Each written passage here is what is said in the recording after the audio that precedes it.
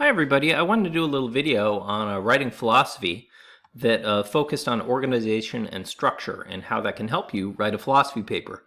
The lessons here are not specific just to philosophy papers. They're really relevant to any kind of argumentative paper or explanatory paper or talk or video or anything like that.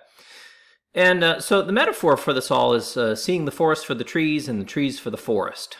The idea is a paper or a presentation is a whole thing, and the whole thing is made of parts, kind of like the forest is made of the trees.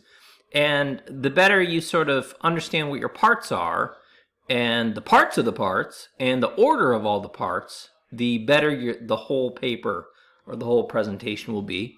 And more importantly, the easier it will be to write your paper or create your presentation. So I picked a couple topics to try to demonstrate this with, and then we can get some general lessons, and then we'll do it a few more times. So the general goal is if you're writing a paper, doing a presentation, sort of seeing the big picture helps with the details, and you get the details straight, that helps with the big picture. So I'm doing this all in Google Docs, and here's my next page.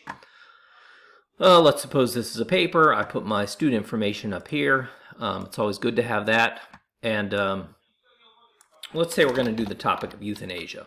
Well, I'm going to give my paper a super exciting title right now. Just call it euthanasia. Maybe we can come back and change that later. Well,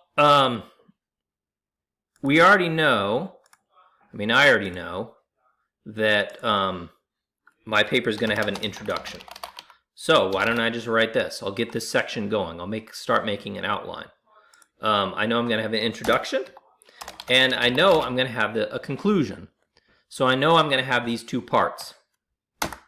Well, let me just kind of start writing my paper.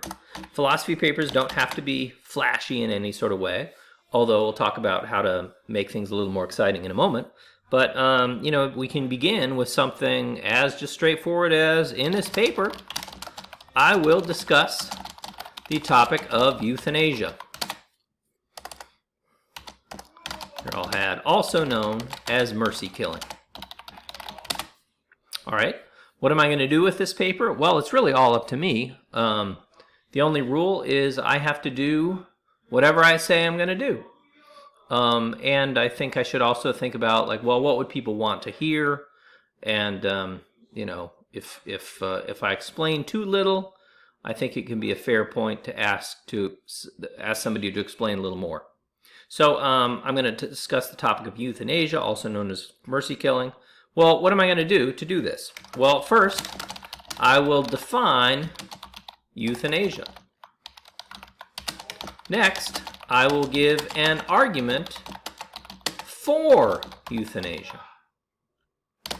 Finally, I will consider some objections to my argument. In general, let's say overall, I will argue that, what do we want to argue? That euthanasia can be morally acceptable. Thank you, spell check. Okay, so we got a plan, and this is really useful for just setting out the structure of our paper. So first I need to know, I already know that, I'm going to have to defining euthanasia. I know I'm going to have a section where I address that. What else am I going to have? Well, I'm going to have an argument for euthanasia.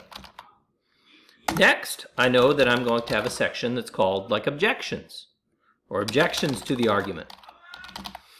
And I know that I'm going to have a conclusion. So, if we got all this, we have a basic structure. And now, instead of one huge thing, we've got one thing with 5 little parts. We can also kind of already think that, in the conclusion, we can sort of at least repeat what we said we were going to do in the introduction. I guess we'll change the tense. I discussed, I defined,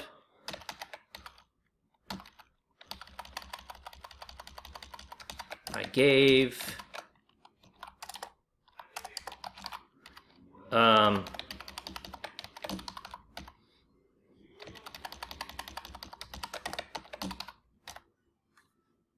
me fix this. So I think we're probably going to want to say more a little later, but we're good to go. So what's important here is we have like a basic structure that we can use to write our paper with. And there are these parts, and we're good to go. This is really helpful, I think. It's less overwhelming. Now, here's something we might want to think about. We might want to observe, at least about this topic, is there's two types of euthanasia. There's active euthanasia, there's passive. And we probably want to put it in the back way and the other way around. And that might be helpful. So we could think about what objections are we going to want to engage with. Well, there'll be objection 1. We'll probably want to change the name later. Objection 2. Objection 3. I would say we would definitely want to make these more informative. You know, say something that really says what the objection is. Okay. Well, this is all I really wanted to do, was just show that we can have a topic. This is sort of subject to change a little bit, maybe a lot, given what thoughts we have in working through all this. Maybe we want to add something up here. Maybe we want to make our title, if we're going to argue this, why euthanasia can be morally acceptable. That would be a better, more informative title. We should probably move these over to make it look better, but we don't need to focus on that right now. Well, why not?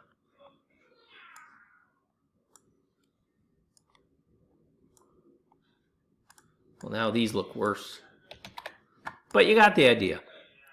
Okay, so where do we go from here? Well, I think we can kind of generalize a little bit. So if you want to write a paper, you need to find a topic. You need to know a little bit about the topic. Ideally, the more you know, the better. And you need to develop a general plan. You need to get organized. And this is what this little presentation has been about. So I suggest, you find the topic, you work out the introduction. I'm going to talk about this. And then say the various things that you're going to do.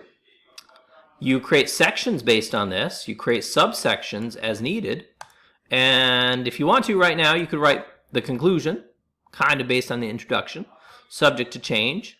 But then you, go fill in the details. And then instead of a big paper, you've got a bunch of small, easily doable mini papers, or easier mini papers. So there's one more thing that you might want to think about. And this is the idea of adding a hook. This is a fine introduction, a perfectly respectable introduction, but you might be able to add something that would be a little more gripping, a little more interesting, that would bring the reader in. So let me just make up one on the spot. Suppose you had a horrible disease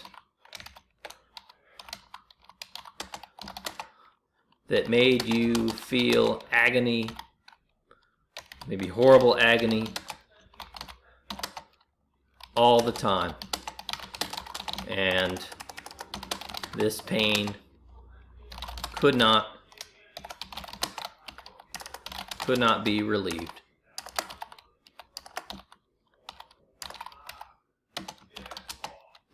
If you were in this situation,